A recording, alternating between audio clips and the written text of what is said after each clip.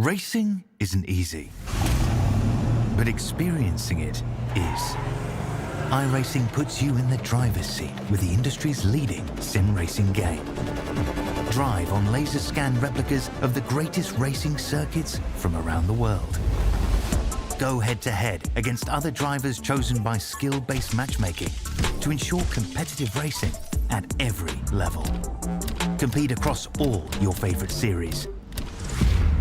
In officially licensed cars, engineered to deliver the most accurate driving experience possible.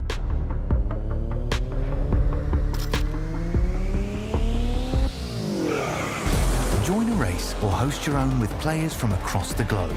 Race against the computer or in a league with friends. Feel the thrill behind the wheel. Visit iRacing.com.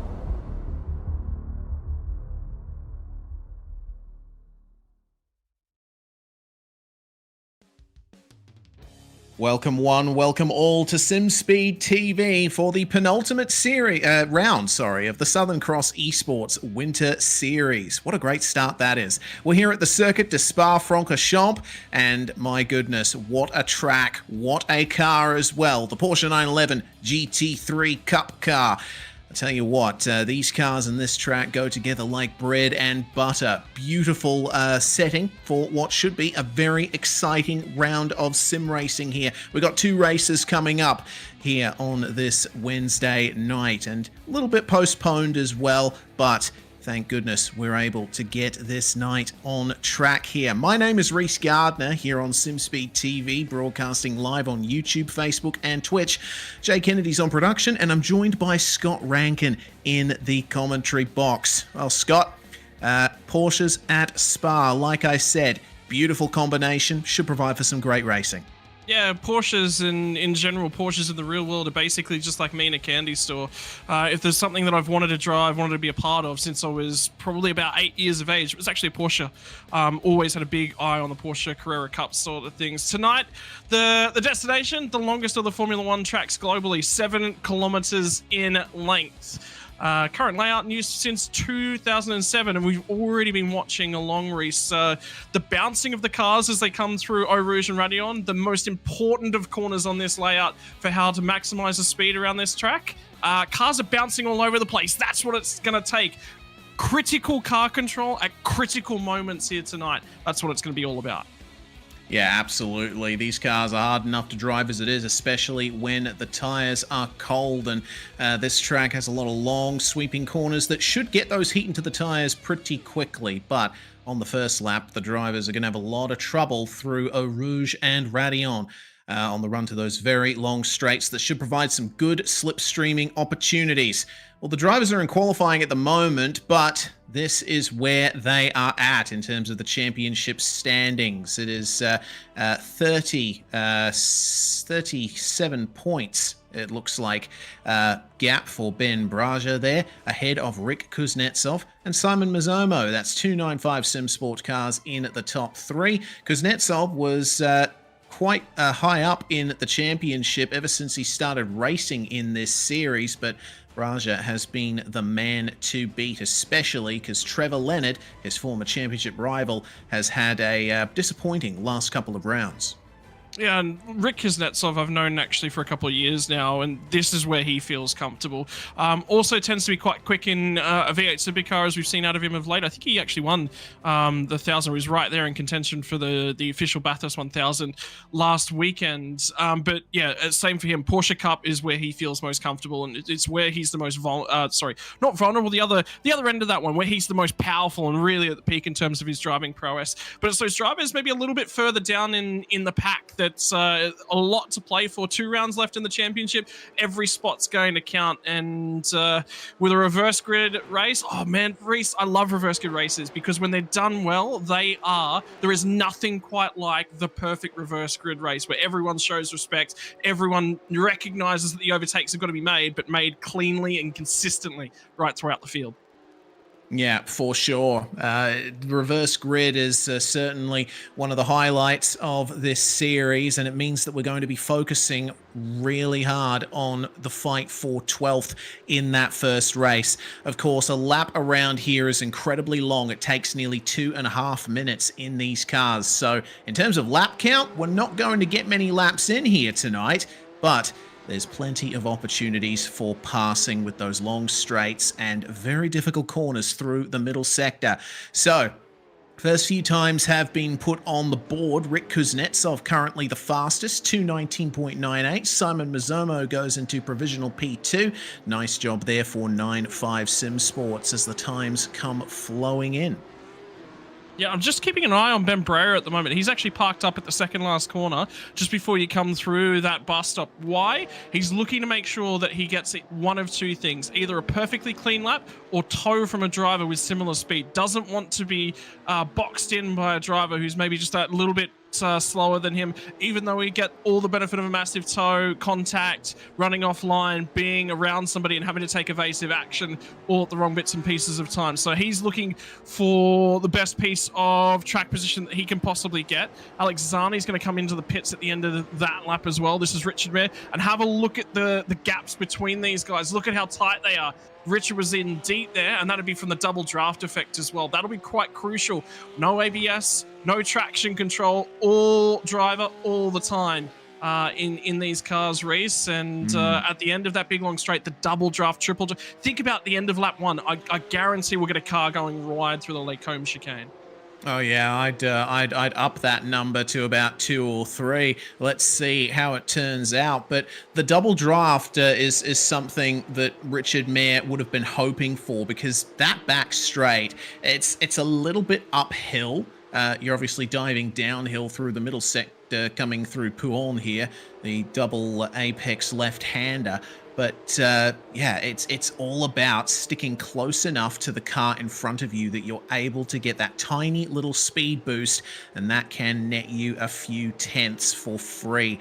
Of course, the Frog Leap Juiced racing cars out there running together, making sure that they give each other a bit of assistance. Kuznetsov still on top. We're going to have to wait a little bit to see who can overcome him. It looks like Kuznetsov also topped the practice session as well, with Mazomo in second. So at the moment, it seems like 9.5 Sim Sports have got this locked down. And one of the critical things here, Reese, as well, like even though the fact that these cars don't really necessarily have all that many bells and whistles and levers to play with, the fact that it's a consistent setup as well. Generally with the Porsche Cup, a lot of drivers, some of them will like a little bit more antsy, a little more waggly wiggly in the rear end in terms of on throttle application. Some of them like a little bit more downforce. Some of them like more initial turn in. So, and there's just a couple of levers that you can really fiddle with. So most of the setups generally trend towards the same position, locked in. So, I mean, there's going to be absolutely nothing. It's all going to be about setting up for that draft. And I actually get the feeling there might be some guys here tonight that might opt to give way. Maybe a spot won't fight it too hard in race number 1, knowing that they'll get that reverse grid barrier back in race number 2.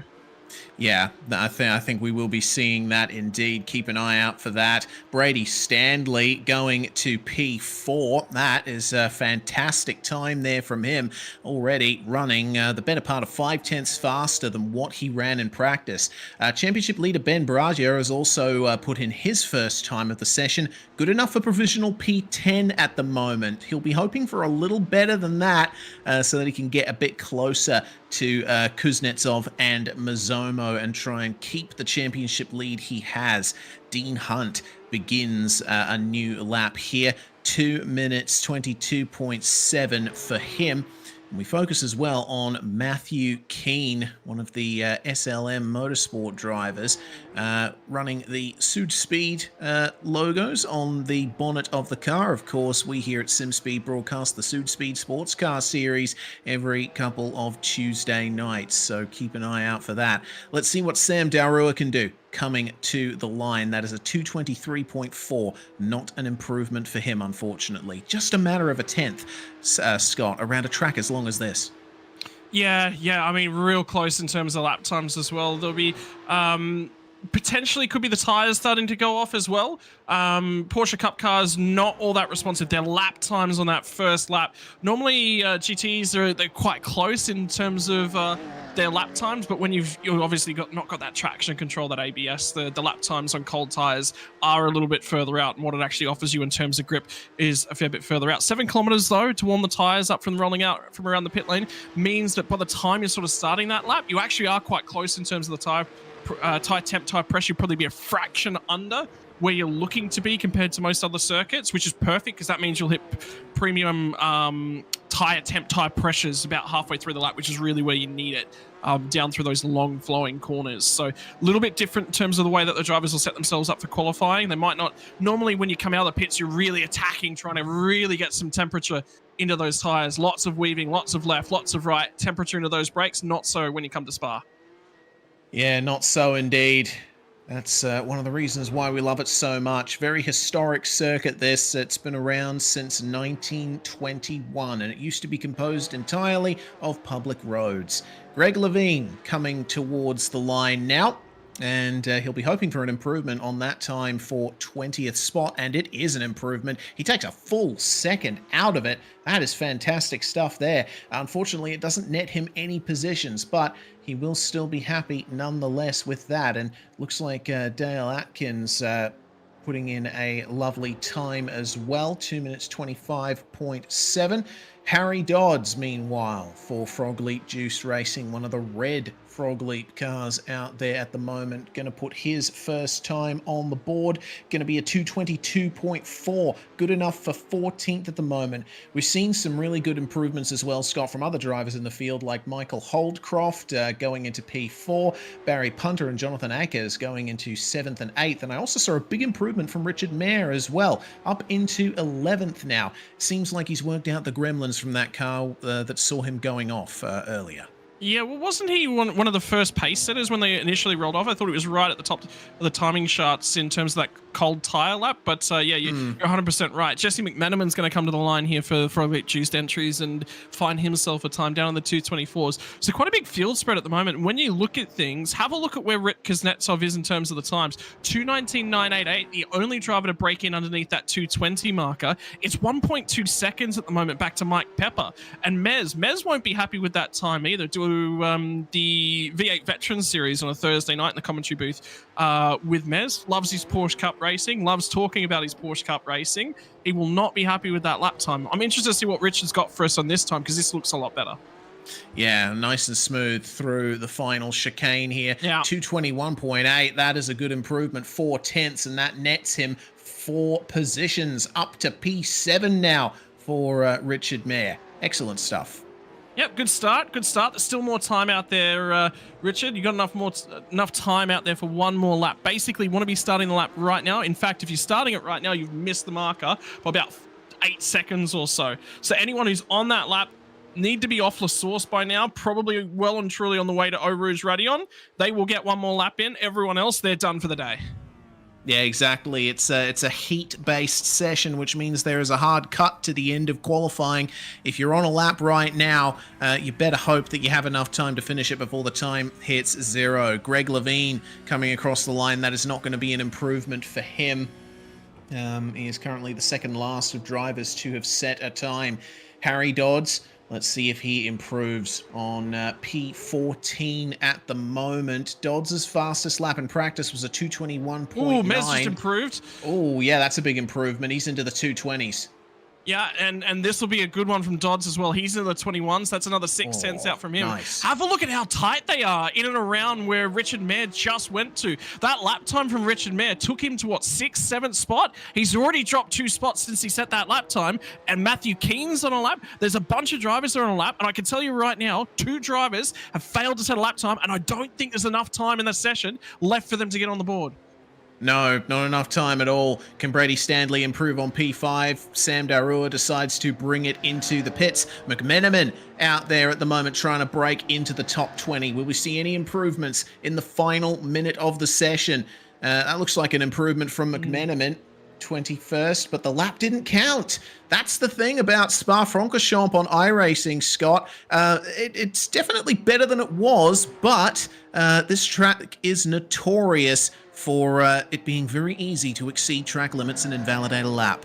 Yeah, has iRacing reached out to the FIA and seen if the stewards in charge of track limits in Formula One are available? Because it certainly seems like it some days. Yeah, definitely. It's a given that you'll see at least one driver in just about every race at Spa not be able to set a time they're happy with, because they might be up and then they put a wheel just outside the bounds of the racetrack and get themselves the dreaded off-track 1X. Well, 3, 2, 1. Jackson Pringle just fails to make it to the line to set another lap. That means that we can go into the grid for the first race here, and an incredible field here. Looks to me like we have 28 cars or thereabouts ready to take to the start of this grid. And on pole position is going to be the 888 of Rick Kuznetsov. He and Simon Mazzomo lock out the front row for 9-5 Sim Sports. Again, looks like the team is just going from strength to strength here. Mike Pepper is going to start in third spot. He is sharing the second row with Michael Holdcroft. Brady Standley is going to start in P5 alongside Brody Watts. And then we have Harry Dodds and Richard Mayer sharing the fourth row of the grid. Top 10 rounded out by Barry Punter and Jonathan Akers. Yeah, and then we'll move one spot further back to Kurt Roisi. Ray Oliver might be a little bit upset in terms of that qualifying performance, but he's actually going to be off one row ahead of Ben Breyer and Cameron Edwards for 13th and 14th. David Hughes and Dean Hunt are going to be your row number 8 before Matthew Keane and Sam Darua are going to be making up row number 9. Moving on one row further back will be Michael Thompson and Alexander Newton to round out your top 20. Starting 21st is going to be Jesse McMenamin. He's got Anthony Jewell for company there on the 11th row. Alex Zaney and Greg Levine on the row behind. Dale Atkins was the last driver to set a time in qualifying. Jackson Pringle, Tom Jakovlevic, and it looks like John Lee are also going to be taking to the grid here. Nathan Allen is in race control and will definitely be looking to stamp his authority on any unfortunate goings-on out there on the racetrack. It's a rolling start behind the iRacing controlled AI safety car. It will be an interesting one for sure. And it looks like we are indeed running the Grand Prix pits layout, so as soon as they go through that sharp right-left at the bus stop chicane, they will be racing. Yeah, and in terms of mentioning race control, two factors that are very, very important here, Reese. One, we're heading in on cold tires into La Source with Porsche Cups, and well, Oscar Piastri and was it Carlos Sainz aren't the best of friends from there earlier this season, and then we've got to make our way through Eau Rouge and Raidillon. I get the feeling for Nathan. I hope he's settled, and I hope he's got his notepad and pen ready, because there's going to be some quick fire potential for some goings on lap number 1. Yeah, will be indeed. iRacing pace car pulls straight into the pits there, and Rick Kuznetsov gains control of the field. He and Simon Mazzomo leading them away here, waiting for the call of the green flag. When do they decide to put the power down and get this race started at Spa-Francorchamps? Right there indeed. That's a great start by Kuznetsov, and we are racing in Southern Cross Esports once more here at Spa. Mazzomo to the inside of turn 1, actually. Mike Pepper going to the inside of La Source, but Mazzomo gets the better exit around the outside and should keep second place from that as the rest of the field streams through La Source. It doesn't look like we've seen much in the way of incidents so far. Let's see how they go at the top of the hill here. Very easy to lose the car. Kuznetsov is through cleanly. Looks like a slowdown for Mike Pepper. Oh, and a big spin. Oh dear, that's going to cause some chaos. There's cars flying everywhere. That was Harry Dodds, who went for a spin up at the top of the hill, and that's involved multiple cars already. Have a look at that Porsche. It is absolutely crunched. Oh, it's still going. Was John Lee? It was John Lee that fired in that. There was smoke in front of him, so I'm not sure he had the best of visibility on the way that was on the run in there. Safety car unsurprisingly called straight away. And with a 7-kilometer lap time, that safety car is just going to eat up so much of race number 1. Yeah, absolutely. That's going to be quite some time spent just touring around here. That has neutralized the race. Only a third of the way through the first lap here. That's unfortunate. But it just goes to show how easily things can go wrong on lap 1 here on cold tires in cars that have a swinging pendulum for a rear end. Yeah, well, I mean, you'd hope, ABS and traction control from a GT3 perspective, keep those things in line. Slightly less downforce on the Porsche Cup car as well, and that's where you need it the most on lap number 1. And did you see Harry Dodds' roof was just caved in on that car? If that was a real-life car, there would be some really severe thoughts and prayers going out to him at that point in time, because they hit on the left-hand side wall, they hit on the right-hand side wall, and watch this fold in. 1 hit to the roof, 2 hits to the roof, crunch. Yeah. There's no space for a person in there. No, absolutely. That car is destroyed, and he will take no further part in this race, I would imagine. He's back in the pits now, and that thing is smoking like a chimney. But the rest of the field making their way around to the bus stop chicane now as we get another view of what happened here. There's Dodds losing it up ahead of these guys, and unfortunately there wasn't anywhere for any of these guys to go. Yeah, unfortunately, that's just that's racing. It's lap 1. The Mountain, Spa, both places have basically got the same sort of thing going on. The 93 back there. I mean, John might have had the option to get on the brake potentially a little bit earlier. Was off the back rail of the grid. Could see a lot of smoke. So, I mean, that's risk management from where he was sitting. But the 93 car, they were just completely and utterly blindsided. It was Greg Levine, I think it was. It's the car just drifting across the track in front of him. Nothing he could have done. He would have had no awareness that that car had no steering. All right, we'll get a view from on board Kurt Rosa now, coming through Eau Rouge up the hill to Radillon, and let's see how much advance warning he had of this. Not much. I mean, that's the thing, Scott. I think any sim racer will have done at least a few GT3 races at Spa, and you very quickly learn that one of the spots you have to have your eyes on stalks is right there at the top of the hill. Generally, lap 1, any car racing around here, doesn't matter if it's a GT car, doesn't matter what it is. I'm covering the brake pedals that come up out and through Radillon. If I'm, say, from 8th back, I'm probably looking to be lifting off the instant I see a flash of anything, any smoke, anything whatsoever. And people at home will be sitting down and going, "But Scott, are you a race car driver?" Yeah, I am. And the thing is, it's not the last minute reactions that are the critical ones. It's actually the early ones. The earlier you set up and the earlier you prepare for something to be happening down the field, then you give yourself the option to go to the escape road. Yeah, exactly. I echo those thoughts 100%. Safety first is the way to go. Unfortunately, sometimes the racer's brain gets into you and takes grip of you, and you think, oh, if someone's spinning in front of me, I might be able to get past them if I just keep my foot in it. Usually, the best move is to get on the brake pedal. Unfortunately, that is the reason why we have the safety car out at the moment, and I would expect this to be a reasonably short safety car period. I wouldn't expect them to stay out another lap after this. The track being as long as it is. So we should get back to racing in about 3 minutes' time as we check out yet another replay here. Is this on board with Dodds? It is. There you go. We just took too much curb. Yeah, you actually see the car get off the ground. You could see the initial wheel input from when he lost that car. He lost the car before he was saving it. He was never saving that car. And it was the wheel went light. He went to add some corrective input because he felt the wheel get light. And after that, there was nothing he could have done. Yeah, it just swung the other way, didn't it? That's something you've got to be very careful of in these cars. They've got the engine slung over the rear axle, which means if you get a rear end slide on and suddenly it grips up, well, the engine has still got that momentum. It's the heaviest component of the car. So it's very easy to overcorrect a slide in these Porsches.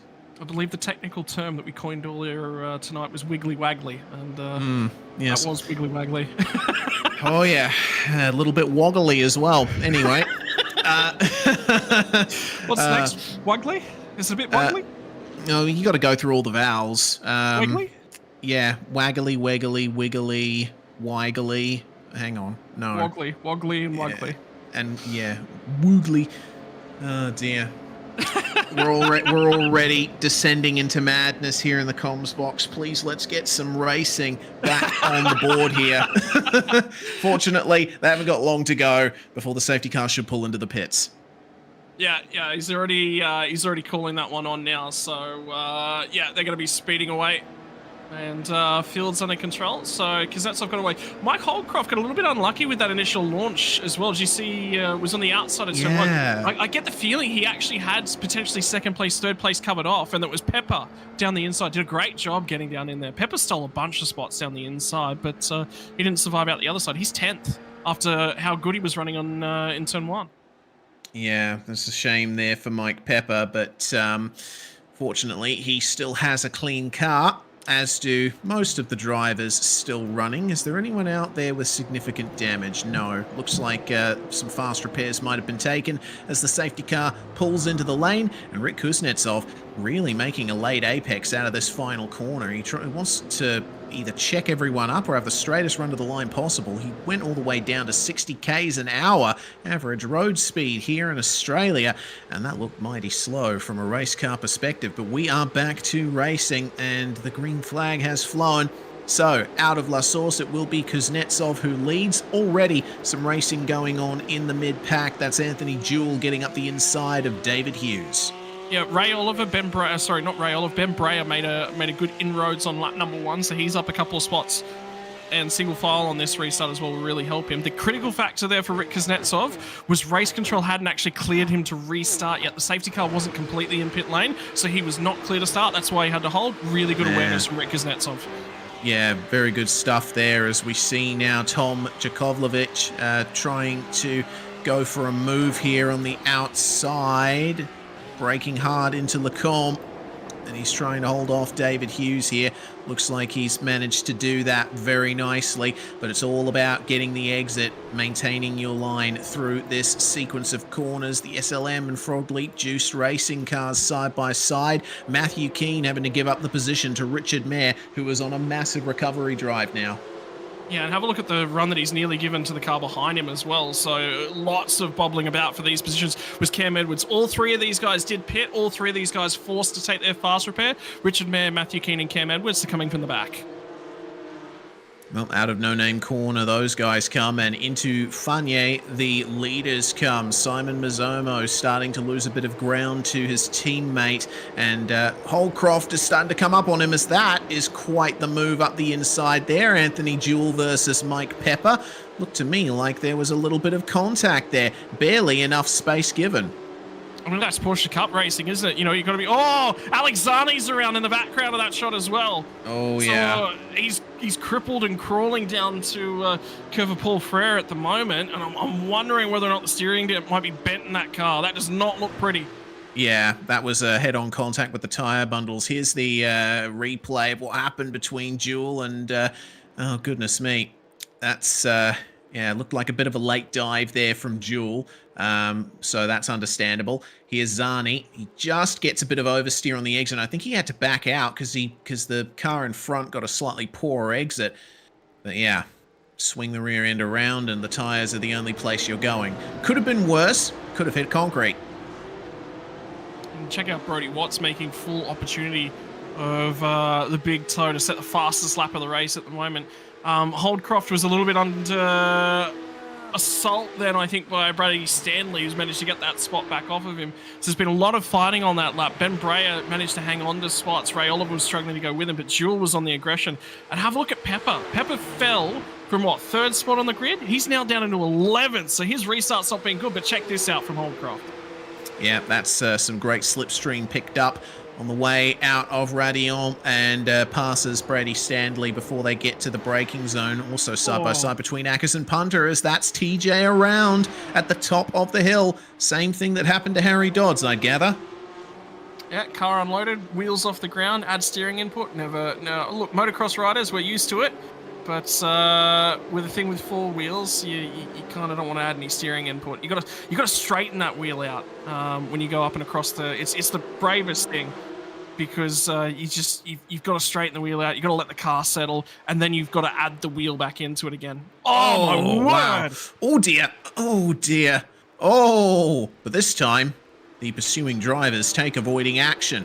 It was lucky that that didn't turn into something bigger. Take two, anyone?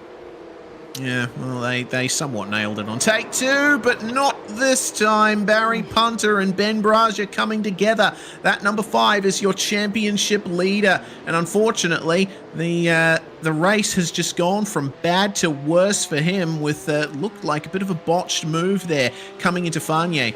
Could be an overtaking spot, but unfortunately, looked a little optimistic from my perspective.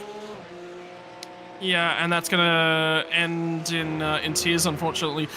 Barry Punter's going to have really, really hot tyres with the amount of spinning that went on with that car as well, so he will struggle, and there is a little bit of damage on both the front and the rear of the 440, so probably going to be going backwards. Yeah, you can already see that he's down on straight line speed. Just let Michael Thompson and Jackson Pringle through, and it looks like he might come under attack here from Ben Braja again. There we go. This time the move is completed cleanly. And Braja moved across to cover him. He was not giving him any space. Anthony Jules been given a drive-through for contact. I think that might have been one of the moves that we'd seen on screen, actually. Yeah, actually coming into the very same corner that Punter and Braja came together through. So, first penalties of the race, and looks like Richard Mayer has moved up a few spots. Looking good for him. Actually, looks like there was... yeah, Mayer actually passed Jewel on his way out of the pits. My apologies. Timing screen went a bit interesting for me. Brady Standley we're hearing with a slow down penalty. And he'll want to clear that pretty quickly. Otherwise, he will get a further pit penalty. Looks like he has just cleared it, and that's the reason why. Well, the benefit at least is that line that he took. He actually got so far off the line, he had to lift out of the throttle. So he would have cleared probably a good three-tenths out of the second or so penalty, second and a half penalty. And I can tell you, Michael Thompson's just served one as well, right in front of Richard Mayer. Just barely managed to get that one cleared, and that's just behind this little battle pack. So we've got this one on, and this is between Jackson Pringle. Alex Newton's ahead of him, and Ben Bray is immediately in behind him. So this is about to get spicy. Down the inside at Pouon, that's brave. Yeah, not usually a spot you see overtaking, but Pringle had a good enough run out of the corner before that he was able to get it done. Actually looked like a very sluggish exit from Newton, and he's trying to find a way back past, but I don't think it's going to happen anytime soon. He'll have to stick in the slipstream. Also keep an eye out for the championship leader behind. Further up the road, this is the fight here between Sam Darua, Mike Pepper. We also have David Hughes and Dean Hunt trading spots for 10th and 11th behind. Remember, Jackson Pringle, that move that he just made was significant. It's put him into 12th, which is pole position for race 2. So that's really, really important what they're squabbling over at the moment. And for Ben Brayer, that represents a world of opportunities. So he 100% needs to get on with the business here and not let this settle. And we've got 5 minutes on the clock, so I reckon we're going to get 3 laps left to go. And I think Barry Punter might have just gone wide. No, I think it's Michael Thompson at the final corner. No, it will be... It's Brayer. Yeah, it is Brayer. He's, looks like gone straight on at the chicane. Not too sure what's happened there. Yeah, he up-braked himself into the chicane. So again, double toe on the way because he was boxed in behind Newton. No, he got by Newton. Sorry, he cleared Newton down at Lafanya and was hunting down Pringle. Must have just missed the braking marker, I'd say. Yeah, had to take to the tarmac runoff area to get that thing recovered. Here's Ray Oliver, meanwhile. He's chasing down Jonathan Akers for P7. Looks like a bit of an early turn in there for Akers. He's also dealing with some damage to the rear of his car. And it looks like Oliver is going to try and complete the move up the inside. They make contact. Akers is sent off. Ray Oliver having to come to almost a complete stop in the middle of the racetrack to recover the number 4. That's unfortunate there. That looks like that might be yet another thing for race control to look at. There's another car that's just done exactly the same move just in behind there, and it was Richard Mayer and Barry Punter. And that's at Malmady at the crest of the hill. Man, Punter has been punted quite a bit this race, hasn't he? Yeah, he's copped it at all four quarters. The difficulty for Richard Mare's perspective and the difficulty from Ray Oliver's perspective is they both had good runs and they both got down the inside at the next corner. Yeah, this is the magic of Lacombe, but that magic can quickly turn dark. Oh, yeah, such a good run. Tried he up the inside, but I think Punter had the right to that corner. That'll be close. On that angle does not tell us confirmed whether or not he had the rights, but yeah, I'd agree with you. Just based on surface level information, certainly seems that way. Well, we are coming up to, well, we've passed 3.5 minutes to go, so the next lap will be the penultimate one for Rick Kuznetsov and Simon Mazomo, who have dominated this race so far. The top two are a solid 6 or 7 seconds ahead of the rest of the field now. Coming up to the bus stop chicane. Coming in under brakes, that's Dean Hunt, who's lost a little bit of ground to David Hughes up ahead of him. Remember, that is the battle for 9th place right there. In 12th place now, looks like Alexander Newton has inherited that position. Pringle, of course, gaining a spot thanks to the unfortunate goings-on for Ben Breyer. I can tell you, Anthony Jewell, Alex Zani, both in the pits. Breyer's come to pit lane, so I wonder whether or not that's an incident point penalty, actually. No, it's up the top of the screen there. Yeah, you got to slow down, didn't clear it in time. That's the one thing you've got to be really careful of. If you get a slowdown penalty in iRacing, you are given a certain amount of time to clear it. If you haven't by then, you will get slammed with a drive-through penalty. And I've had people try and clear them in front of me at the last possible second. All I can say is, well, you had 30 seconds to clear that penalty. Yeah. Why did you wait until the last 3 seconds to clear it? That's on you, my friend. Unfortunately for Ben Breyer, he's got egg all over his face on that one. He has indeed. Well, battle's still going on throughout the field here. Jackson Pringle starting to make tracks on Dean Hunt, and there's plenty of battles going on here. That 3-car battle you just saw flash in the back of it as Richard Mare is catching up to Alex Newton as well. This is going to be an interesting fight here. This is the battle for the race to pole position, and if those two come together, well, we've got Akers, Keane and Edwards all together just behind them looking to take advantage.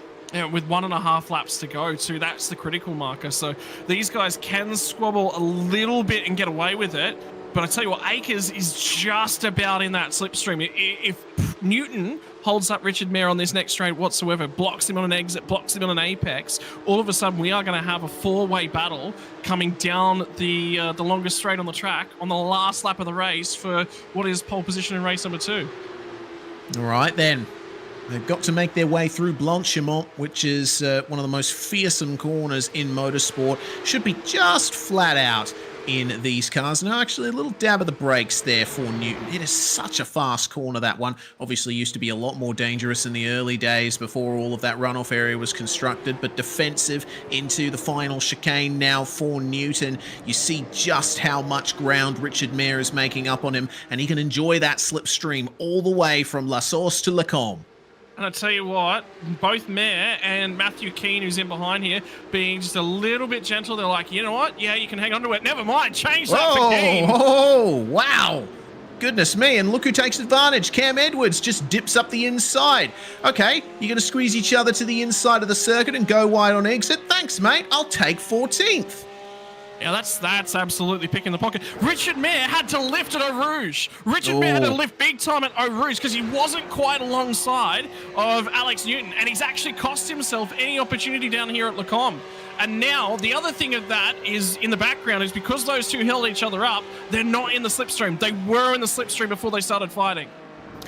Well, the view back from Newton is certainly interesting here as contact is made between Akers and Keane.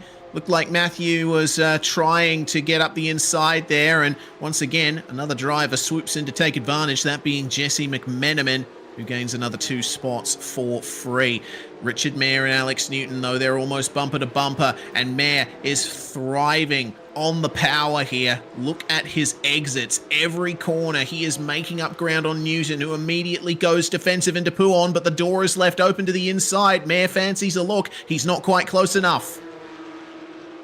Yeah, he's got another opportunity though. This isn't the end of things. But have a look at sorry, it's not Pringles. Cam Edwards starting to lurk in the background. Remember what I said about squabbling? There's now one big. Oh, never mind. It might not be for 12. No! Oh dear. So that is a round there for Dean Hunt.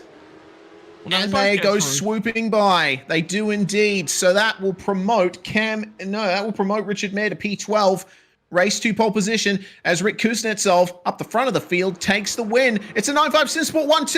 And oh no! Alex Newton and Richard Mayer have come together coming out of Paul Frere curve. And all of a sudden, everything's just been thrown among. Let's roll us in a dice at the start of the lap. You might have had a better opportunity to pick who was going to be pole. Oh God, that promotes Jesse McMenamin to race 2 pole position. And he didn't have to do anything to fight for it. All he had to do was stay out of trouble. So, to the line now they come. Edwards goes a bit deep in the chicane. McMenamin might fancy a run here to the line, but he's not going to get it done. Doesn't matter. He's got pole position for the second race tonight. And I tell you what, that got absolutely mental. And you know who misses out in all of that is Matt Keane. He ends up in 13th spot just because of all the chaos that went on in that last lap. I went back, I had a look. Ackers and him were banging doors the whole way down the straight. They both moved. Keane went to cover the inside. He wanted the inside. He wanted to get the move done. Ackers moved to open up the corner, and then Ackers came back at him. There was just door banging the whole way down through the braking zone to Lake Home. So that move and that mistake has got more written all over it. What a race 1. We've got 40 minutes to go for race 2.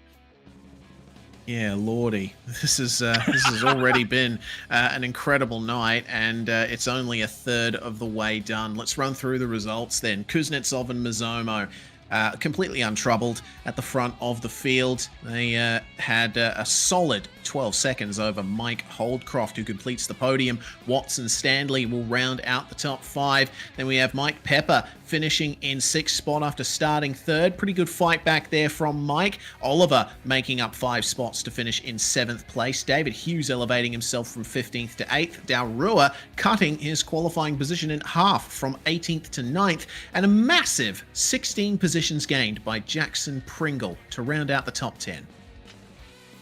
Oh, my word. Let alone Jackson Pringle getting to 10th place. Check out this that's going on in behind. Cam Edwards was looking at 15th and on that last lap, just going, you know what, that'll actually do. I'll take a 15th. Promotes himself to the front row of the grid for race number 2. Just over 0.2 of a second separated him from Jesse McMenamin at the line, and Matthew Keenan with an awesome last lap battle with John Ackers. Those two will not be the best of friends after that one in 13th. Thompson, Ackers, Atkins, Dean Hunt threw it all away, all of his own accord. And Richard Mayer and Alex Newton, after coming together on the last lap, they were in for the front row of the grid. Not anymore. John Lee rounds out your 20. 21st place was Greg Levine, Barry Punter, and your championship leader coming into this round, Ben Breyer, are going to round out the cars on the lead lap. TJ came across the line. He managed to get back out there despite his incident at the top of the hill, but 1 lap down. Anthony Jewell 2 laps down with a penalty. Alex Zani retiring, as did Harry Dodds, Harry Dodds and Kurt Rosa. Apologies. Allen is race control and the safety car driver. This is another view here of what happened between the 11 and Dean Hunt, but Jackson Pringle had nothing to do with it. Hunt just lost traction on the exit of the corner. Yeah, and Hunt's actually done a really, really good job to make sure that he's not in a bad spot. He's immediately got off the racing line in the perfect amount of time and without jinking anyone around him. And then this is Richard Mayer. Gets to the inside. He's definitely... Look, in terms of racecraft, I'd say he's far enough up alongside. In terms of who's getting a penalty, Richard Mayer's getting a penalty for that one. Yeah, absolutely. I mean, Paul Frere curve is such a quick corner that if you're stuck on the inside there, you're going to have to either back out massively or go into the car on the outside of the corner. Unfortunately, the latter is what happened to Richard Mayer. He and Alex Newton, they were absolutely locked in for the front row of race 2. but they will have to start way back in the field now. We're going to step aside briefly here on SimSpeed TV. When we come back, it's going to be the 45-minute second race here with an inverted top 12 from race 1 in the Southern Cross Esports Winter Series at Spa.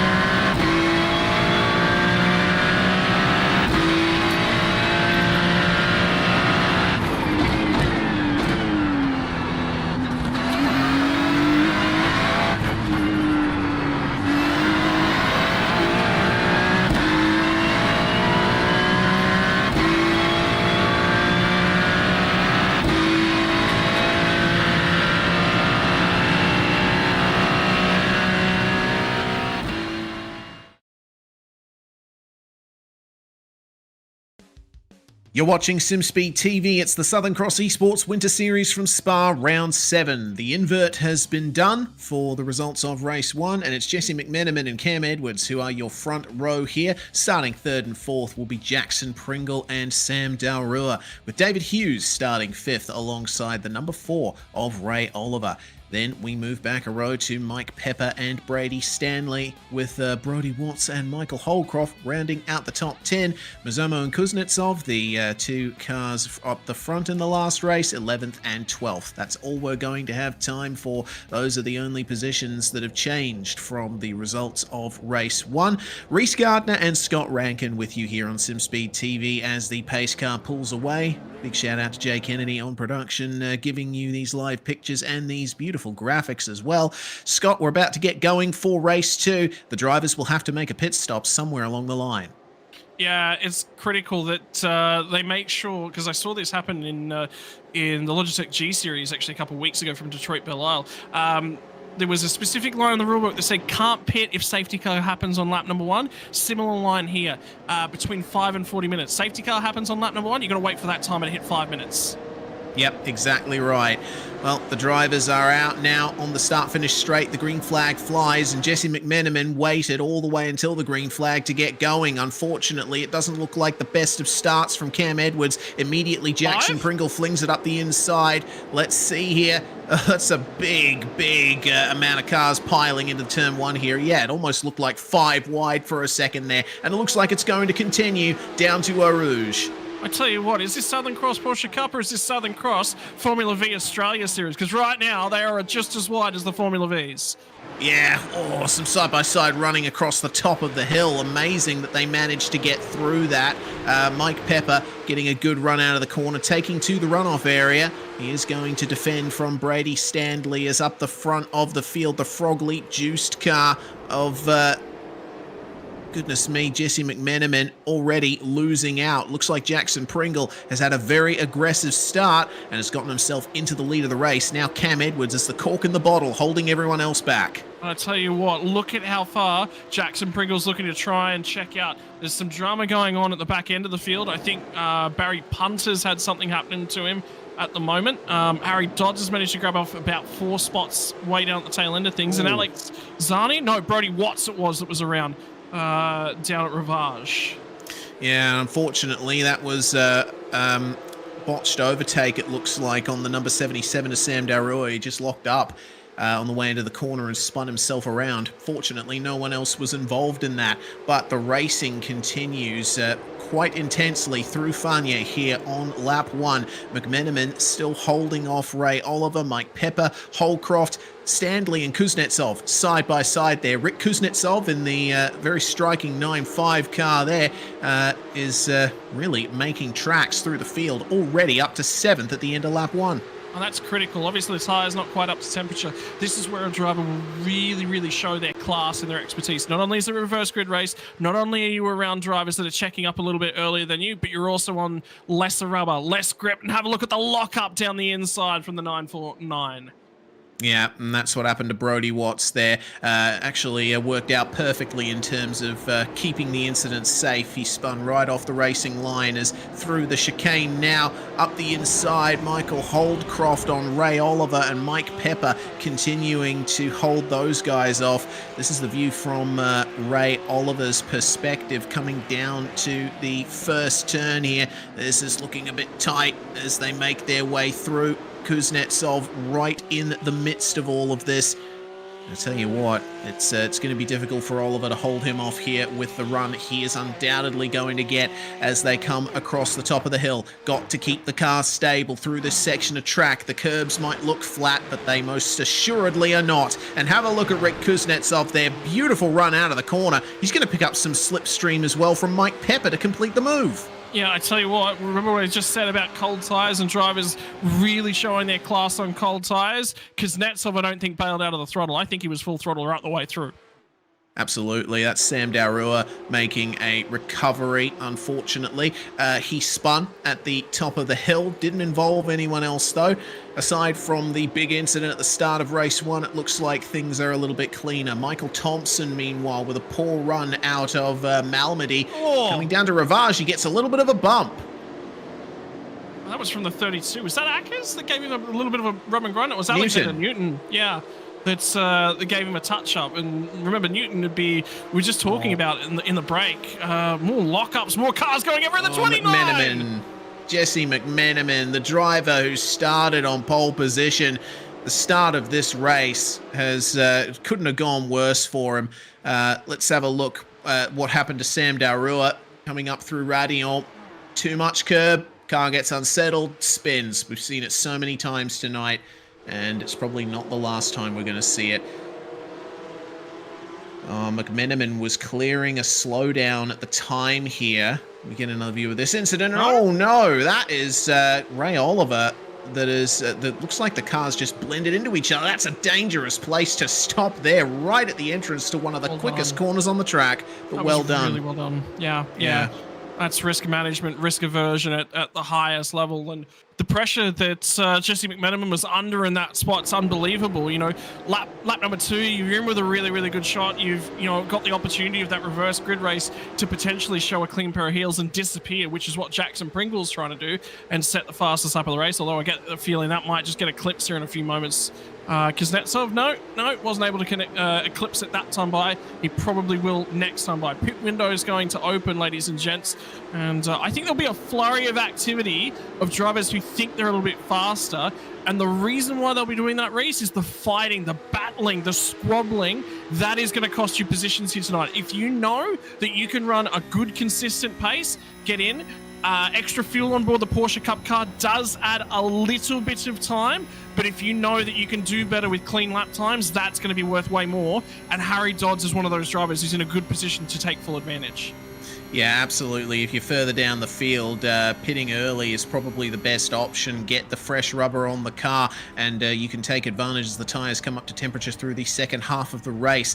Sam Darua and Dale Atkins have come into the pits for service. I'm not sure if Atkins has taken tyres as of right now, but we'll have to wait and see for that. He hasn't come up on the jacks yet, but Darua is currently getting those tyres changed. So Atkins has got a penalty. Oh, he has. He had to hold. That's unfortunate there for Atkins. Regardless, they can get their service out of the way, and if there's a safety car later on, then there's a chance they might vault up positions. But another thing we have to consider is the fuel tank is capped as well in this fixed setup series. So will they have enough fuel to make it to the end? Yeah, so that'll be the critical thing. We're expecting somewhere around that 8 to 10 minute margin is where the fuel window will open up to get that stop. So that'll be the thing that's hopping in the back of your mind. So two things, Reese, because I've actually been doing a lot of Porsche Cup racing of late. Even with the shorter format racing of the Porsche Cups, particularly Willow Springs is where official racing was last week. That was actually a really well-suited track to Porsche Cup racing. Difficult to get an overtake done around there. You wouldn't do it in a GT3 Porsche Cup cars. You can set it up. You can get that job done.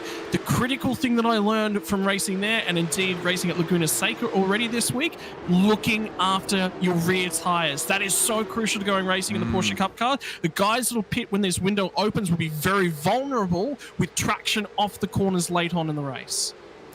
Yeah, and I mean, we saw from, there goes Kuznetsov up the inside of Cam Edwards to get into second. That's the rise continuing for the race one winner. Richard Mayer, we noticed at the end of race one that he was getting mammoth exits. So you have to wonder at the end of the race how well that will do for him, or whether he's focusing on looking after the rears in this one.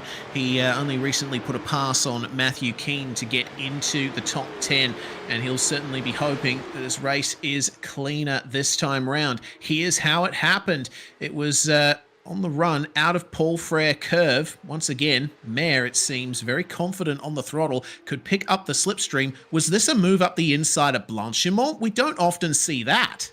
Yeah, but that's also look at the two drivers that are involved in this move.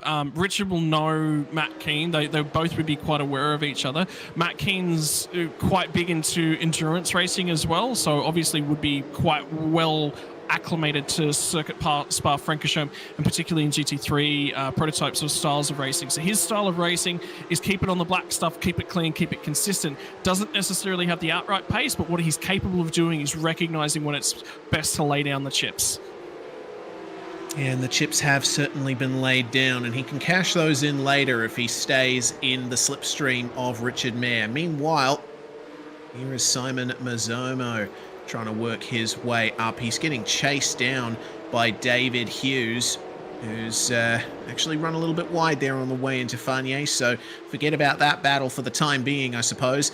Remember, Mazzomo finished second in race one. He is undoubtedly quicker than all of the drivers in front of him. And here is the view back from Jackson Pringle. Cue the Jaws music, as here comes Rick Kuznetsov coming into Blanchimont. Looks like this is going to be a move up the inside into the bus stop, if he's close enough.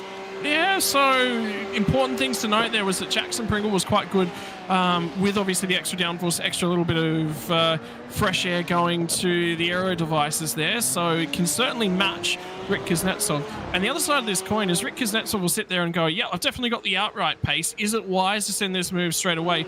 Maybe we'll save some fuel. He might even back his corner entries down, underdrive the car just a little bit and save some tire. 40-minute race here, remember, we are going to have a tire stop. If he saves some fuel, saves some time now, he can run very, very long. Two problems with making a pit stop under safety car period. Pit lane is very narrow. Very active pit lane means making sure that you find your pit stall is an issue. So coming to pit lane late or being out in the lead at the right times and far enough away from everyone to make a pit stop. So that'll be what Rick Kuznetsov is thinking about.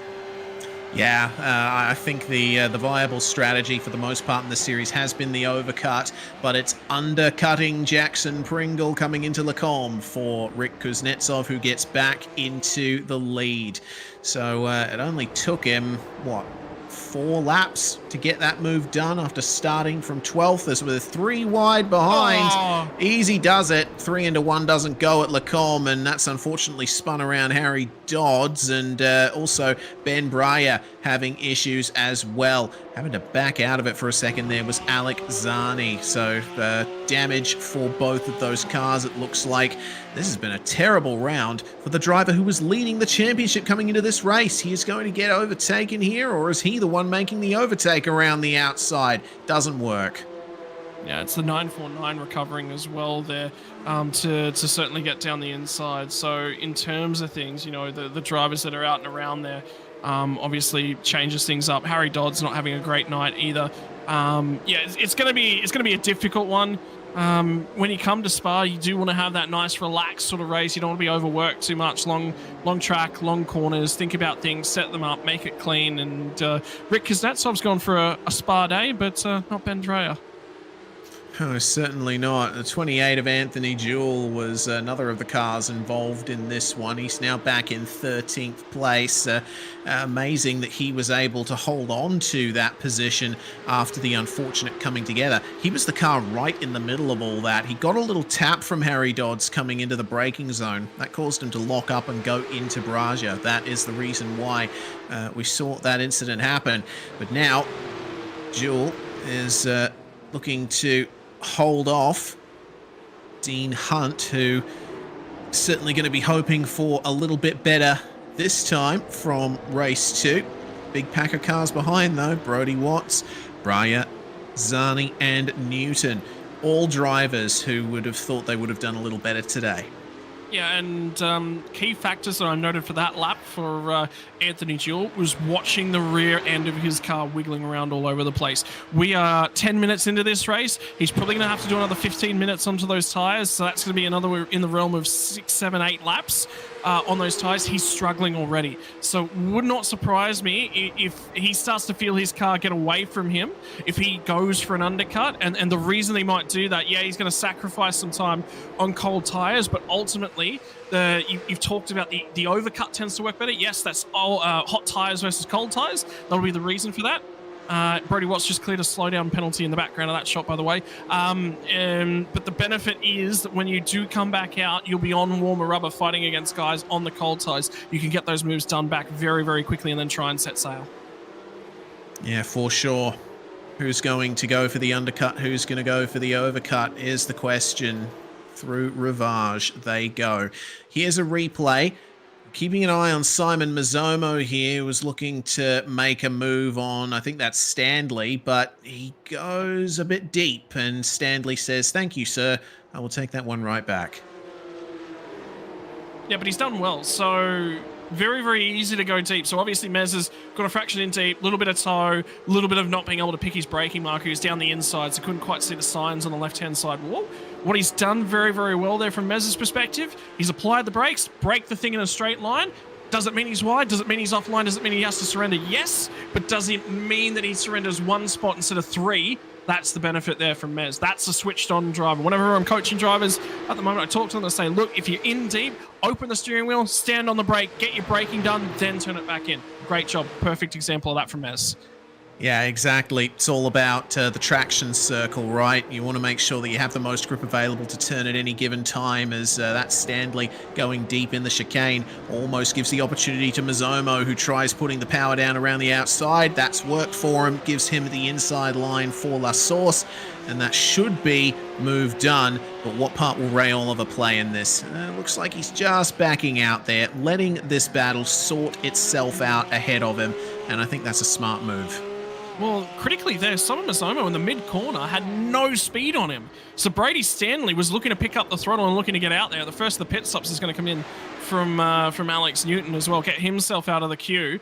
But Stanley and Ray Oliver both had to check up because Mez had no mid-corner speed there. And this is going to set something up in the background here for Cam Edwards as well. Yeah, Edwards almost had to thin his car up a little bit to get past Mike Holcroft. Meanwhile, there's another view of what you were talking about, Scott. Yeah, look at that there. Stanley got a much better initial exit than Mazzomo did, but wasn't able to take advantage. Meanwhile, Holcroft getting back past Cam Edwards here. This has been a very entertaining battle with these two and Mike Pepper up ahead, who's starting to skip away from them now they've run for a few corners side by side. Yeah, and just the last comment on that one from Mez and Stanley. All I can hear in the back end of my skull is Scaife going, watch, he'll prop him up here. He'll prop him up. There's the prop. Oh, dear. Oh, dear. Alex Newton's pit stop completed, by the way. 39.9 seconds is the time to think about there. Now, in terms of pit stops that have been completed so far, Barry Punter, 33.4 seconds. Dale Atkins, 48.9 seconds. Remember, though, that Atkins, I think, had to serve a bit of a penalty in his stop. The battle goes on, though, between Zani and Jewel, the two teammates here in the Racecraft Simulations liveried TJ's cars. going slow. Oh, he is. He is indeed. I wonder what's going on for him. And he's actually bent as well, so there's more that's kicked on. But yeah, battle on screen. Yeah. Well, we'll talk about that in a sec, because this is what happened to TJ. A little bit wide in Malmedy, and I think he was off the racing line a bit there, where there is obviously less grip. He never lifted out of that throttle either. Did you see that rolling backwards with the foot still in it, and it's continued on down the hill? I wonder whether or not you might have pedal problems or something going on. But remember when I was talking about rear tires? Did you see the small wiggle he got off the comb? Said that the car was unstable. Those rears weren't happy to get going. Right there. Look, wiggle. Then he's got the fronts overheated, and once he's got the fronts overheated, then he finds the grip. He's got grip for a fraction of a second, and then the rear tires just go, we've had enough. Yeah, and TJ responds by giving them even more as he flicks around. Oh, dear. Oh, look at this slipstream here from Mike Holcroft. This is a run for third place on Mike Pepper. Outside for Lacombe can work sometimes.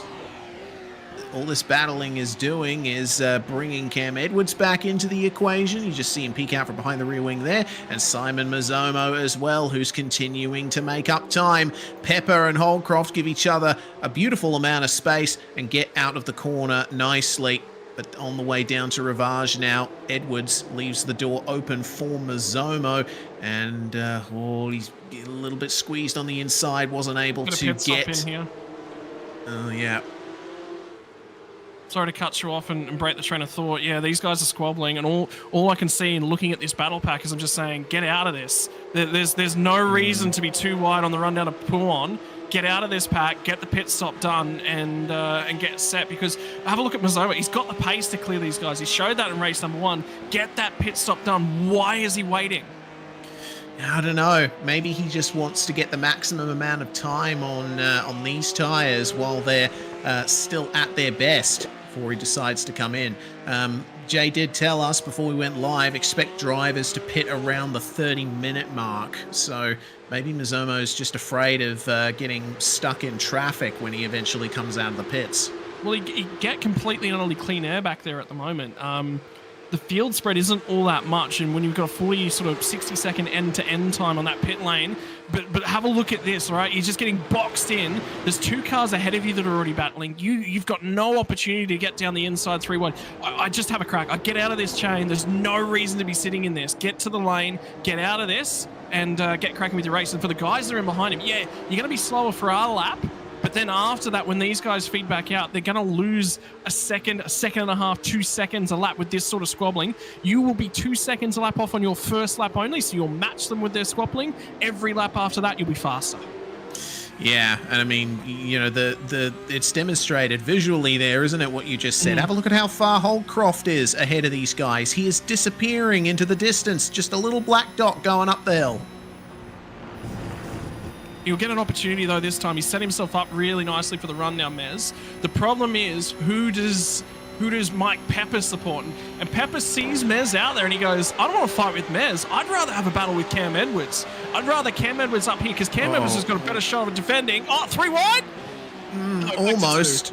Mazzomo sticks it up the inside of the left-hander at Lacombe.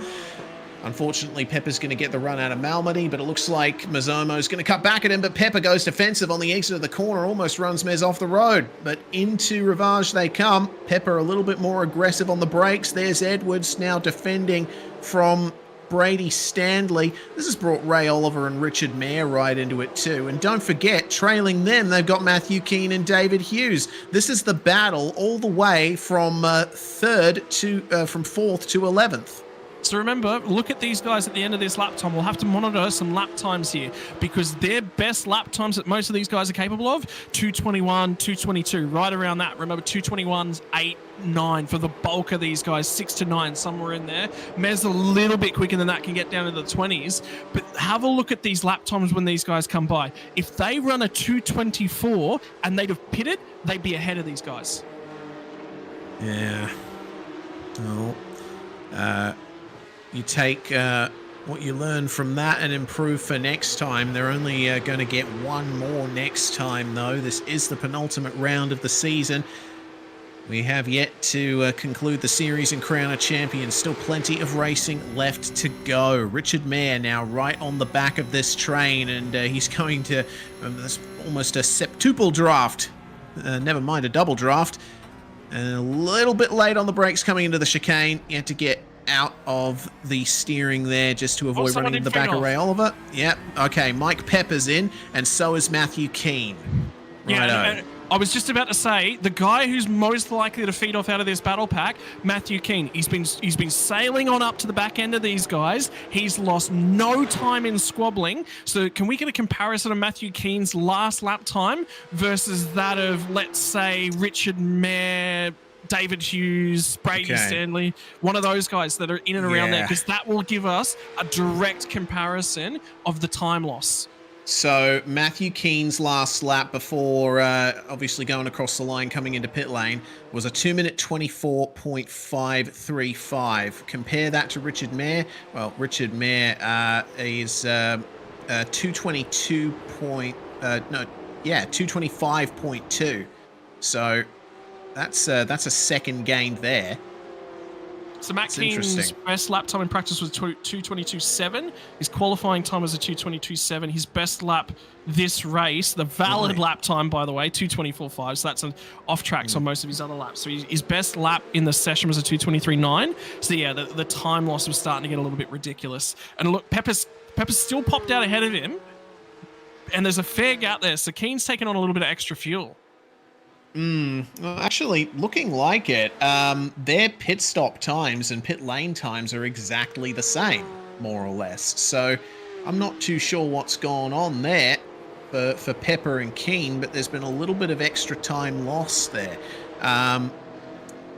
Actually, all things considered, they're about the same distance apart that they were before they came into the pits. So I think they're just resetting for the time being and making sure that they have what they need for the final stint of the race. Cam Edwards now still trying to hold off Brady Stanley, Mayer and Oliver chasing them. Do any of these guys come into the pits?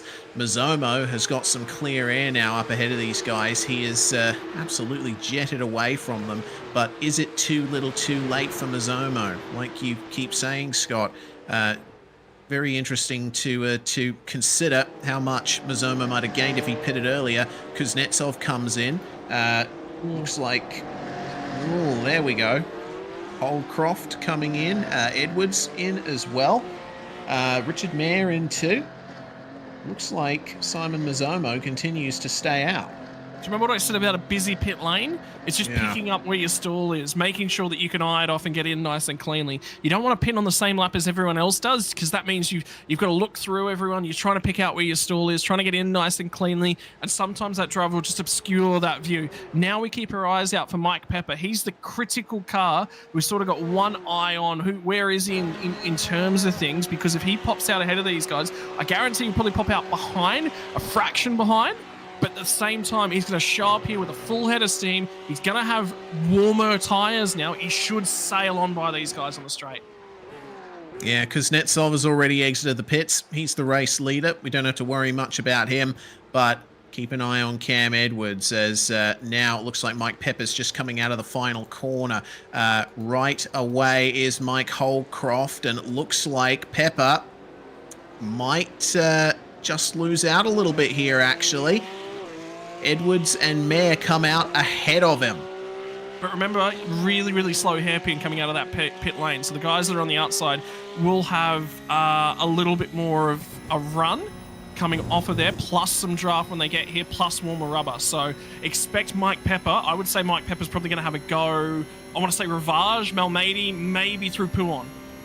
Yeah, right. Let's see then as Mayer moves ahead of Edwards and Cam decides to get on the brakes a little earlier. And there you go. Mike Pepper is right with them now. Very aggressive entry into Lacombe. His tyres have already had a lap to come up to temperature and he is on the attack.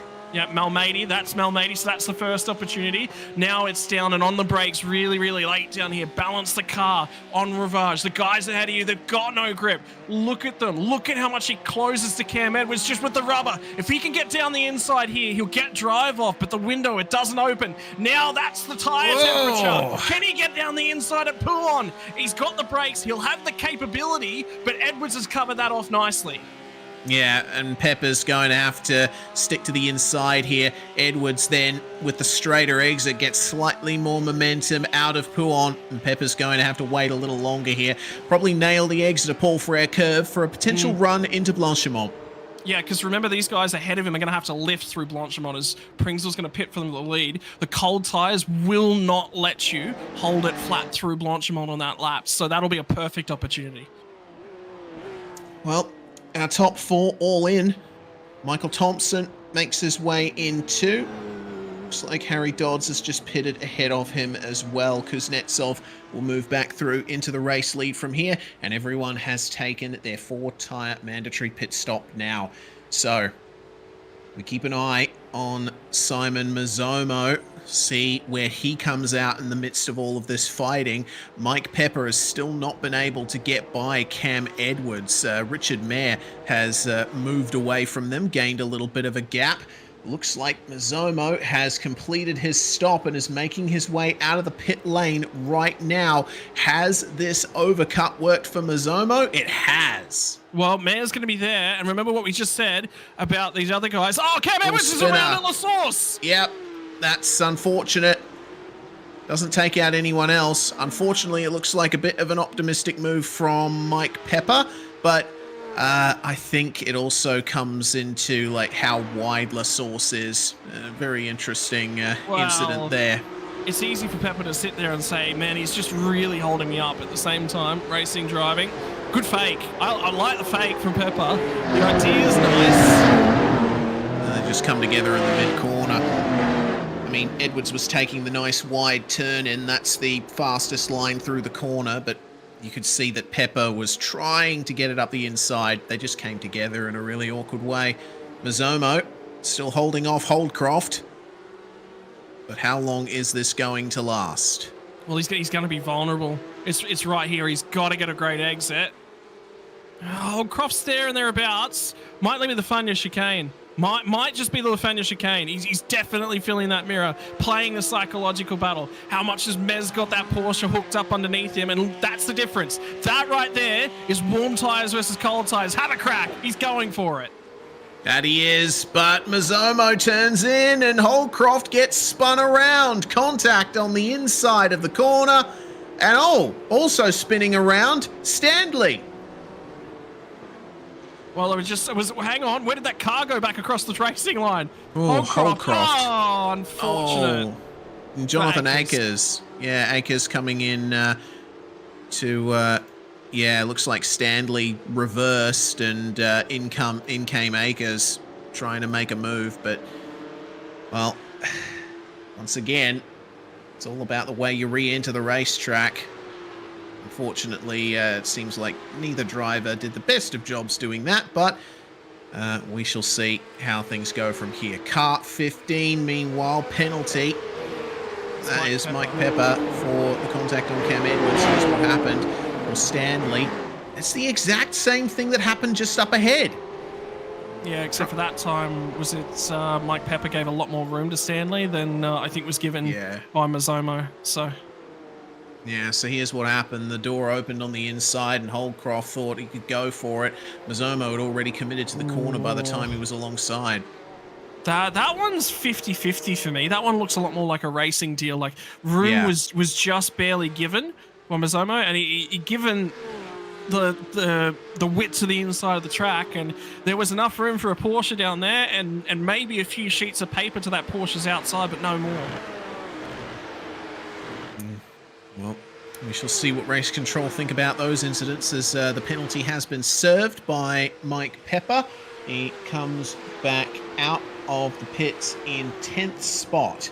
That's a shame considering he was in the running for the podium and he's not going to have much time left to fight up through the field. So at the moment, Jackson Pringle has been the the big advantage person here in this race. Yes, of course, Kuznetsov and Mazomo have now moved up to the podium positions, but I'm impressed that Pringle has been able to hold on to a podium spot in the midst of all of this. I've seen a lot of good driving in probably the last sort of 3-4 months out of Jackson Pringle in a GT3 car. And I was really, really curious to see what that would apply like across to a Porsche Cup car and presented with an opportunity. The thing is, ladies and gentlemen, you get a spot like that, you get the opportunity, everything opens up for you. You've still got to make sure that when presented with the opportunity, you make sure you grab it with both hands. And he's done that with a great drive tonight. Black flag coming in for Brady Stanley. Okay.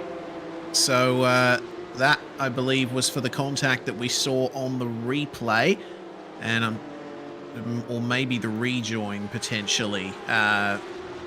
Looking Michael Jonathan Holdcroft Atkins. actually got one for the dangerous re-entry, which is fair enough. Yeah, okay. Holdcroft's re-entry was across the track. Something interesting happened up ahead. TJ, it looks like, having a big spin out of Paul Frere curve on his 12th lap. He unfortunately escaped out of that as into the pits comes TJ. So incident point limit, I think, for TJ. Yeah. So the thing for TJ is, you remember that lap that we sort of followed and we watched the ruthless and utter destruction of a pair of rear tires. Well, he had to pay for that for the rest of the lap that he was on. He spun 3 more times because of the destruction of the rear tires after Malmedy on that lap, and that's just a continuation of his night, unfortunately. Yeah, it's been a rough night for TJ. Rough night for quite a few drivers as the 69 of Alex Zani makes his way out of La Source. That is Stanley having just served his penalty.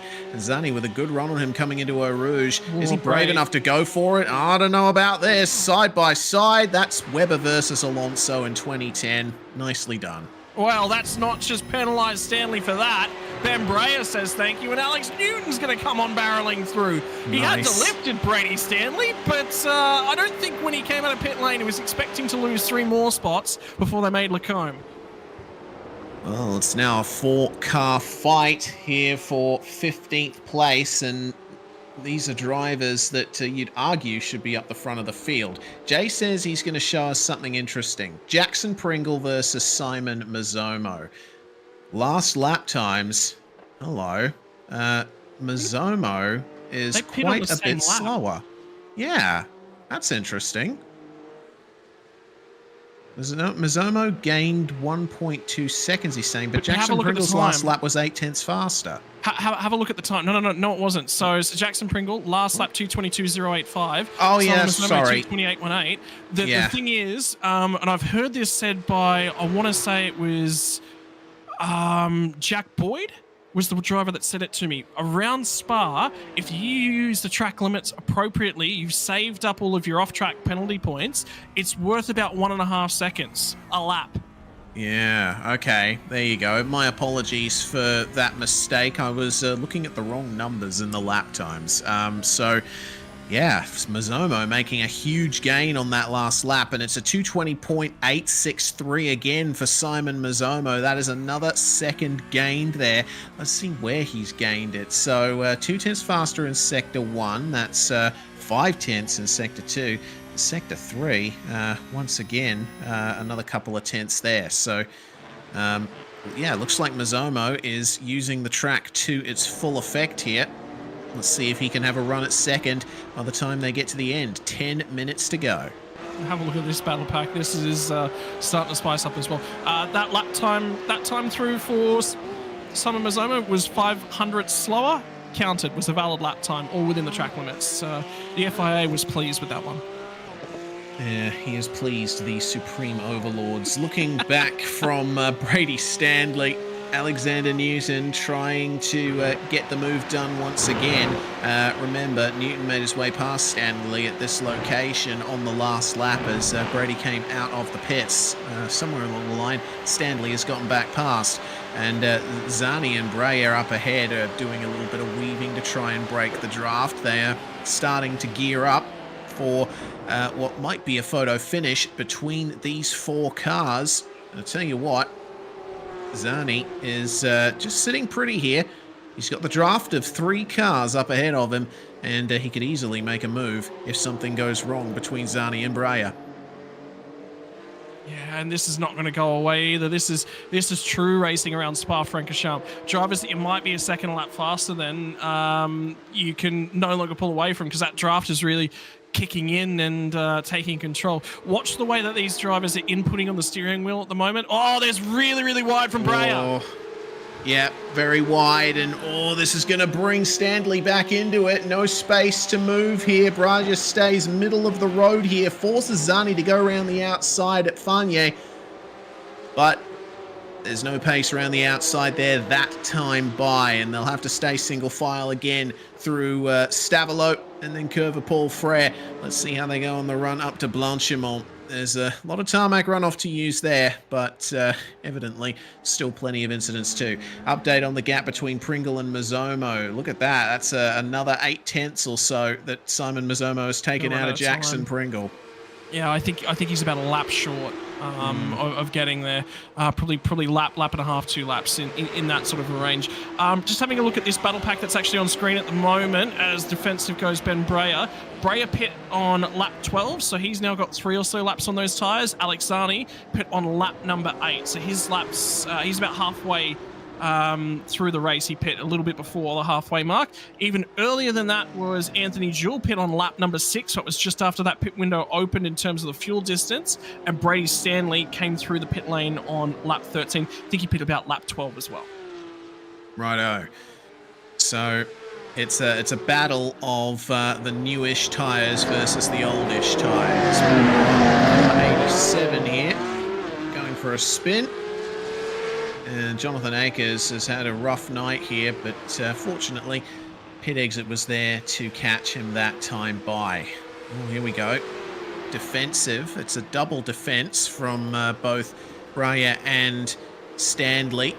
Brady manages to get a little bit more under brakes, but off the track goes Alex Zani, and he is going to let one of them by, both of them by. Had to serve a slowdown as a result of taking to the runoff at Lacombe. I can tell you, Breyer is actually starting to take some time out of this as well. Something's happened to Jonathan Ackers just ahead. That was the 87 that we saw, actually. Never mind. That explains that one. He's dropped 10 seconds back to this pack, so his rear tyres are going to be absolutely scorching hot, so a good opportunity for Breyer to pick up potentially another spot. Something to keep in the back of your mind. Remember, we talked about rear tyres. The one thing we didn't talk about with these Porsche Cup cars, not a huge deal of front-end downforce. Front tyres at the tail end of the race, particularly for Alex Newton, he could be quite vulnerable. Yeah, he could. We'll keep an eye on that as we get news of a disqualification for TJ. That is obviously for the incident limit that we saw earlier. Yeah, it's somebody direct him to the burnout pad out back, so at least his day's not done. Yeah, I think those rear tyres still have something in them. Meanwhile, have a look at this between Matthew Keane and David Hughes. Keane's trying to chase down Ray Oliver for the last position in the top 5, and Hughes and Edwards still in this fight as well. And this is a new team as well for Ray Oliver. He's moved across to SLM probably, about 2 months ago? Moving out of Frog Leap Juice Racing, and there was an opening at SLM within the management structure. Really like what Matt Keane was doing over there with that team, sensed an opportunity. That's resulted in the sponsorship with Stood Speed on the front end of this car. So those two guys are now working together, and it's really interesting to see. Ray Oliver drives a lot of Porsche Cup, Matt Keane not necessarily so much. Keane starting to close in. Yeah, ever so slightly. There wasn't there was barely anything between them on the last lap. Ray Oliver setting a 222.929, 223.017 for Keane as Edwards tries on David Hughes. They just avoid making contact into Lecombe, and Hughes will keep the position for the time being. Edwards does lose a bit of time, but he can gather that up and have another run in the last couple of laps. Ray Oliver just had a huge wiggle on the run down to Rivage under brakes. So it wasn't necessarily as he tried to pick up the throttle again. It was the last sort of, as he went to tip the car in, the car wasn't 100% settled. He had to straighten the wheel out. Have another go at the brakes again. Wasn't 100% settled, so his tyres are fading. Oh, and wide, meanwhile, from John Lee, who lets the lapping cars through. John Lee is a lap down, so He's just letting those guys go. Meanwhile, Pringle versus Mazomo. Certainly not over. Mazomo took another 4/10 out of Pringle. But I think, yeah, at this point, Scott, Mazomo's going to have to rely on a big mistake from Pringle if he wants to get second here. Well, I mean, have a look at the... Oh, there's something's happened with Zani and Newton in that battle we were just looking at. Looks like connection issues. Yeah, Alex Zani's not in the server at the moment. So I don't know what he's been having issues on and off all night. What's been happening with the issues is that they're there for probably a minute, maybe less than a minute, probably more like 30 seconds, and then he's good again for about 5 or 10 minutes, and then it comes back. So looks terminal this time. Yeah, that's such a shame for both of those drivers. They were involved in a right good battle. Unfortunately, that's not going to work out for them. 2 laps to go for the drivers at the front of this field. Where's John Lee? Because that makes me think whether or not they're actually racing from the Racecraft headquarters. Yeah, John Lee is still out on track. He's a lap down, but he's still circulating. Oh, and there we go. Anthony Jewell as well. Connection dropped. I think we'll get confirmation of Alex Newton here in a sec. Yeah, so all 3 of those guys have just dropped. That's a shame. Yeah, I think all 3 of them are racing from the from VRace Experience potentially. They might be experiencing some network issues there. As oh boy, Ben Breyer has been no stranger to the runoff area at the bus stop chicane this time by. So that is yet another little dent in the armor. We will see that again here on board. This is him trying to get past Jonathan Akers and coming into the braking zone for the bus stop chicane. I mean, there was a little bit of contact, wasn't there? I'm wondering whether or not Akers actually, the car wiggled around on him as he's gone for the brake pedal, and that's what's caused that one. Maybe. Let's see on view here. Yeah, or it could have even been Breyer actually that wiggled right. They both could have had a tiny wiggle, and that's what's caused the contact. Yeah, these cars aren't the most stable under brakes sometimes. So, all right, one more look. we will determine this. CSI Sim Speed. It's so hard to tell. Yeah, it's really difficult. Well, ladies and gentlemen, it looks after all of that, SimSpeed won't be opening its own race control panel. No, certainly not. We'll stick to what we're good at, commentary. Pringle and Mazomo coming up to the white flag. Here we go then, out of the final corner. Mazomo is still closing in. Let's compare lap times here. 222.6 from Pringle, 221.2 from Mazomo. That is 1.4 seconds gained. Every chance that Mazomo might be able to have a run here on the final lap. And look at Cam Edwards, who might actually get a run out of that last corner, and indeed he does on Dave Hughes. So that battle has continued to fire up. Unfortunately for Matt Keane, he's just about going to run out of time to get to Ray Oliver, but Cam to the inside. Oh, there we go. Nice move up the inside of the hairpin, and a lot of room given there by David Hughes. That was a beautiful little exchange between those two, but Hughes can still fight back here. Outside line gets a good run up the hill. Pringle into Lecombe here. Let's see how much Mazomo gains through this sequence of corners. I'm wondering on that last lap whether or not it was actually an issue, whether he broke early or was unsettled, or maybe it was a run issue through Eau Rouge Radeon, because if he was maybe braking a fraction early on the run through the Lecombe chicane. So I reckon there's probably 1 or 2 mistakes. This will be really, really important for Jackson Pringle, because this will now say, what is he like on a long tyre run? Has his rubber faded away? And then the second part of that, if you're on ailing rubber, how do you deal with pressure in the last stages of a race? This is critical to a developing driver. Absolutely is. Well, that might have been one more off track picked up for Jackson Pringle. And now these beautiful flowing corners towards the end of the lap. Look at Mazomo. He's looking so smooth coming into these corners. He's just gaining infinitesimal amounts every second that goes past. How is the exit from Stavilo? They use all of the curb as much as they can. As long as you keep 2 tyres on those curbs, you are safe for track limits. But Mazomo looks like he has a little bit of a run. The checkered flag is out, though, and Rick Kuznetsov is going to go 2 from 2 at Spa. That is the round win for car 888. We barely gave him any airtime at all tonight, and good reason for that. He was super quick. Here we go then, it's still on for second. Can Simon Mazomo get a 9.512 in both races? He goes for the late dive at the bus stop chicane on Jackson Pringle, but he goes deep and Pringle gets him back. Yeah, had to have a go, did have a go. Pringle gave him the room, allowed him to make the mistake, recognized there was no way that Mez was going to pull that one off. And that right there is 2 drivers that obviously have a little bit of respect for each other, because Mez just would not, Mez, the kind of driver he is, would not make that move without Jackson being aware, and Jackson would know what to do in that situation. So that's really, really good attempts from both of those drivers. Yeah, unfortunately, Brady Standley going off the track there. That's a couple more positions lost for him. Mike Pepper will win the battle with Brody Watson, Harry Dodds there for 9th, 10th, and 11th. And it looks to me like Edwards was able to hold off Hughes for 7th spot as well. Matthew Keane finishing ahead of them.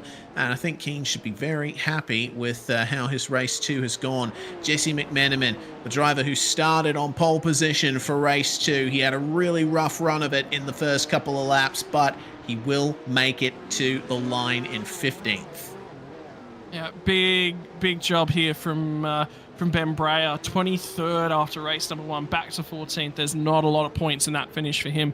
Big winner in race number 2, though. Richard Mayer, 18th. So didn't get the benefit of that reverse grid. Wasn't sent to the back after reverse grid. Finished P4. That's a phenomenal drive. Yeah, that it is. Well, Kuznetsov comes away with the round win. Both race P1s and pole position, of course, in qualifying. Pringle, Mazomo, Mayer, and Oliver will round out the top 5. Great drives from all of them. Matthew Keane as well with an awesome run up to 6th spot after starting 13th, with Cam Edwards finishing in 7th ahead of David Hughes, Mike Pepper, and Brody Watts. And unfortunately, from here on back, we start to talk about the drivers who will question things a little bit. One of those won't be Harry Dodds, 27th after that big accident on lap number 1, drives his way to 11th position in race number 2. Michael Holdcroft and Jonathan Ackers, Ben Brayer, he will be sitting there with the questions of where did it all go wrong from this round. Jesse McMenamin, pole position for this number race, ends up in 15th. Brady Stanley had a tough night at the office. Michael Thompson, Dean Hunt, Greg Levine, and Barry Punter at the rear end of the 20. Yeah, and last car on the lead lap as well. Dale Atkins will come across the line a lap down, as will John Lee, Alex Newton, and Alex Zani, Anthony Jewell, all unfortunately having connection issues late on. They all dropped in the late stages of the race. TJ with a DQ, unfortunately, for exceeding the incident limit. And Sam Daurua, we saw him come into the pits early on in the race. He did not come back out. That was a retirement very early on for the number 77. A shame after he had an interesting run in the first race. It is time, though, for driver interviews, and of course we have to start with our round winner, Rick Kuznetsov. That was another excellent round from you, Rick. Must have obviously put in quite a bit of practice for this one. Race 2, you certainly had to work for it, but it seems like that 888 was fast all night long. Yeah, not a heap of laps around Spa with the 24 hours and stuff, so practice wasn't needed that much, but yeah, it was a good race. Keep the car clean, and that was the goal at the end of the day. Yeah, certainly was. Well, with a very poor night for Ben Brayer, assuming drop rounds have already been taken into account, I'm assuming this is going to be a very intense championship finale next week. Yeah, it will be at Bathurst, so anything can happen at Bathurst, so it'll be interesting to see how we go. Yeah, certainly will. Well, big congratulations, Rick. Is there anyone you'd like to thank for your result before we let you go? Yeah, big thanks to Simon Mez for racing with me in the series, Racecraft Simulations, Tony Race Imperial, RSW Graphics, and Racing Ease. All right, Rick Kuznetsov with a fantastic drive here tonight, dominant all the way through. And Scott Rankin is now standing by with Simon Mazomo.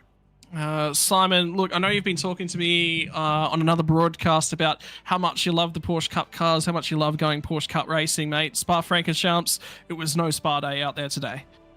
No, well, in the seat it's a bit of a spar at the moment, but anyway, that was that first race went pretty straightforward. The second race was just tough. That was really hard. So, few incidents happened in front that sort of shaked my confidence a little bit. I was just struggling to get through the field, but you know, it was good. Once we cleared everyone, I had a bit of clean air. That chasing down of Jackson, that was awesome. I love that. Just going 10-10s the entire way, just trying to get to him. Got there, but my tyres were well and truly shot by that point, so I don't think I was getting that pass done, but had to have a go anyway.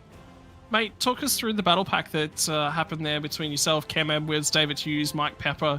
I think Watts was in there at some stage. I think you came through with Richard Mayer as well. It's when you've got a battle pack like that, all of a sudden peak lap pace doesn't necessarily mean too much. It's about the wisest head in those sorts of situations about how to set up the passes at the same time whilst not offering any opportunities. It's really sort of nearly a game of 3D chess in and of that moment.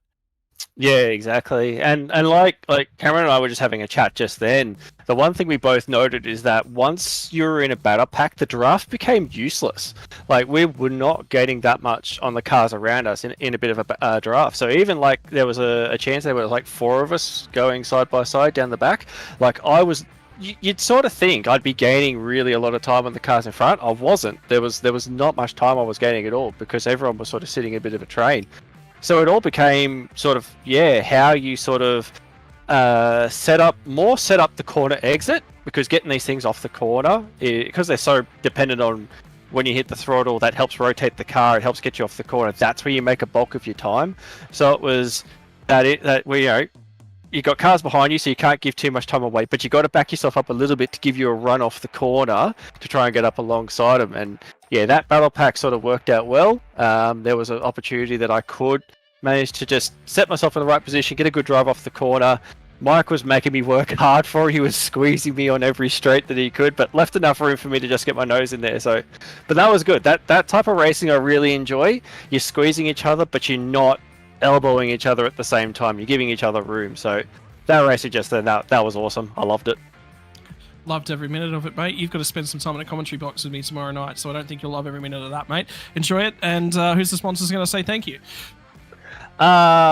Yes, I'm imagining myself under a bus tomorrow night, thanks to you. But anyway, I'd like to thank Racecraft, Turning Racer Power, RSW Graphics, Racing Years, Prestige Photography, all the boys at 95, and big thanks to Rick. Obviously, every time he comes and helps me do these races, it's a lot of fun to do the races with him. All right. Fantastic stuff there. Simon Mazzomo makes his way out of the commentary box, and we're about to make our way out to Scott. Next week, we have got Mount Panorama to finish off the season. It is going to be a titanic battle, and of course, Mount Panorama always throws up a surprise.